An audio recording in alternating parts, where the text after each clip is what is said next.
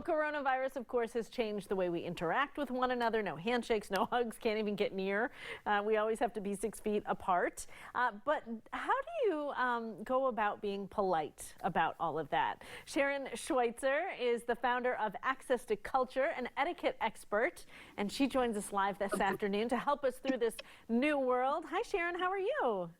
I'm doing well, Kristen. How are you? I'm well, thank you. I think you would not approve of the way I've been handling all of this lately. Is like when I see someone in a grocery store without a mask, I have to do everything I can to control my face and not give them a look for not wearing a mask. So let's go through some of these different things and do it the right way. Let's talk about asking for more space. How do we handle maybe saying to someone, you're a little too close to me, give me that space?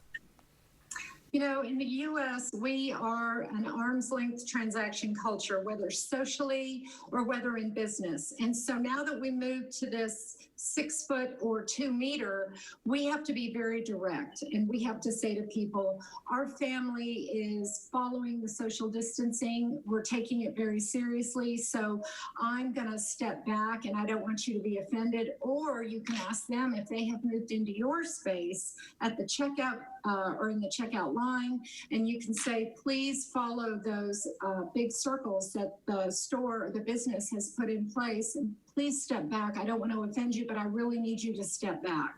And most people will say, oh my gosh, I apologize. I didn't realize, I'm not paying attention.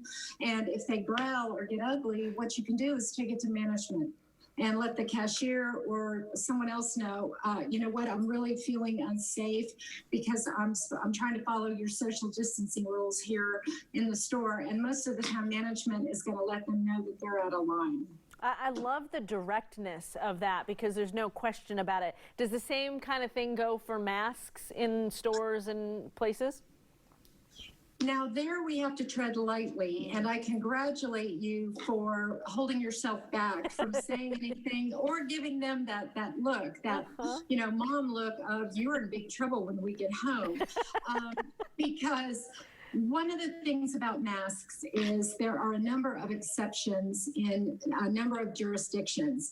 And those include if you have a respiratory illness, if you have COPD, if you have asthma, or if you have claustrophobia. Many people have a really hard time covering a part of their face. So those are exclusions. And a lot of times you cannot tell by looking at someone's physical appearance whether they have those conditions or not. And I'm just listing 4 off the top of my head. And there are probably more that I'm not including, because while I'm an etiquette expert and an attorney and an author, I am not a physician or a scientist. So I'm sure there are many more conditions. So it's best to leave mask enforcement to the authorities.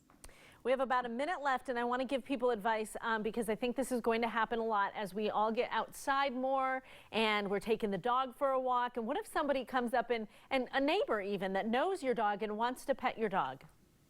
The best thing you can do is take your dog who's on a leash, move him to the other side and away from your neighbor and say, you know, as much as I would love for you to pet Fluffy and I'd love to pet your dog, right now it's not safe. So how about if we arrange for a play date after all of this uncertainty is over and we can get together then? Thank you for respecting my space. You know what? I think the bottom line here is just that direct conversation, so there are no questions, is super helpful.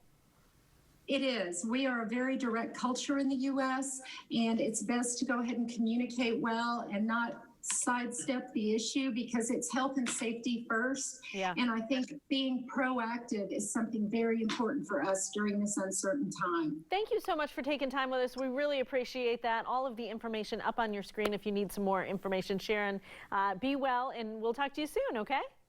Thank you. Take care. Thank you. So when we come back, we're going to celebrate.